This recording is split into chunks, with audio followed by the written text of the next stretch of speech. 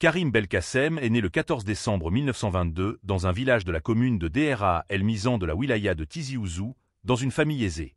Son père était un grand commerçant nommé par la France comme garde forestier et offert le poste de commandant, mais il a refusé.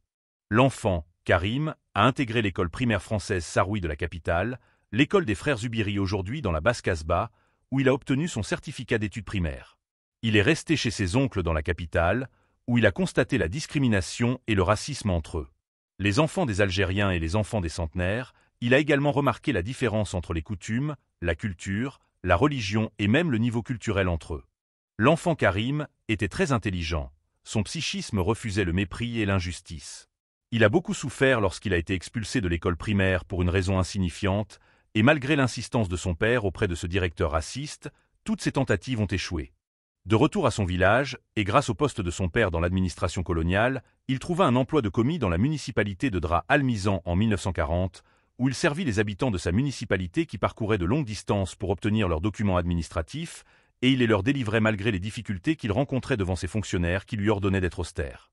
Quand les choses sont devenues trop difficiles, il a démissionné de son poste. En 1942, son père lui trouve une place dans un centre de formation professionnelle à Clef et il obtient son diplôme de comptable. En 1943, il est convoqué au service militaire obligatoire, où il passe 2 ans. Le jeune homme Karim a été influencé par le professeur du Coran Moh Si Belkacem qui lui a enseigné les principes de tolérance de la religion islamique. Il s'est donc davantage engagé dans sa religion et dans ses devoirs religieux. La vie militaire dans la caserne l'a rapproché de sa religion et de son amour pour son pays. Sa personnalité révolutionnaire s'est développée davantage après avoir été exposé aux journaux du mouvement national et aux publications du Parti populaire, qui appelait à l'indépendance. Cette transformation de la personnalité de Karim Belkacem lui vaut l'hostilité de son père et de certains de ses proches amis de l'administration coloniale dirigée par le commandant Slimane Dehamoun. Karim Belkacem a rejoint le Parti populaire algérien en 1945 et a travaillé jour et nuit pour diffuser l'idée nationale dans sa région. Il parlait aux jeunes de patriotisme et les exhortait à arrêter les jeux d'argent et de boire de l'alcool, car c'était l'une des méthodes du colonialisme pour garder le peuple sous son contrôle. De nombreux jeunes influencés par les idées de ce jeune homme énergique et actif et surtout aimant son pays ont adhéré.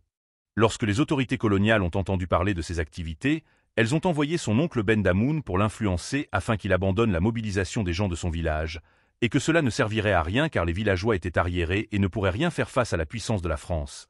Et malgré toutes les tentations, le héros Karim ne s'est pas rendu, ce qui lui a valu d'être expulsé. Il a été arrêté et emprisonné à Dera Al-Mizan. Les habitants de la région se mobilisent et demandent aux autorités françaises de le libérer, qui s'est soumise à leur demande de peur que la situation ne se détériore de plus en plus.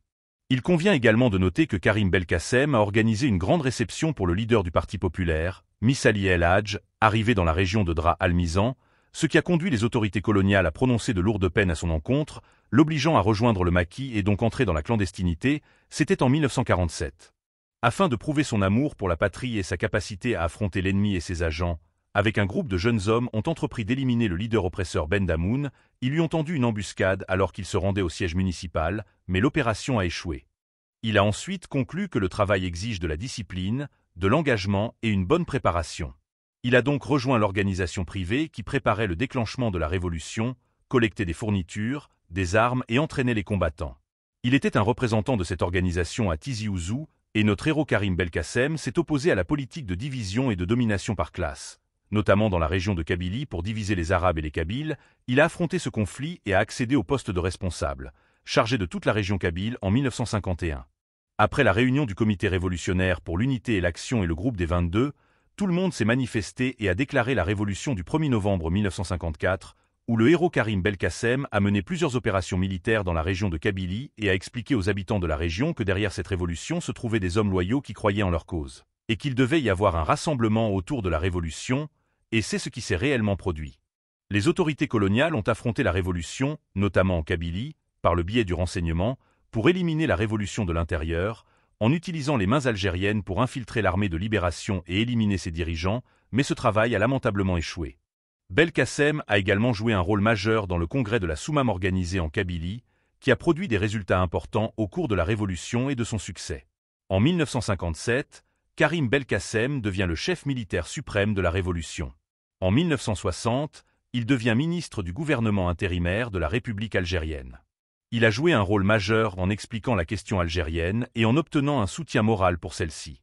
Karim Belkacem a également été l'un des principaux négociateurs auprès des autorités françaises pour trouver une solution à la question algérienne, faisant preuve d'une grande compétence et d'une diplomatie qui a impressionné tout le monde. Ainsi, la France a reconnu l'indépendance de l'Algérie le 19 mars 1962 et le Front de libération l'a déclaré le 5 juillet 1962.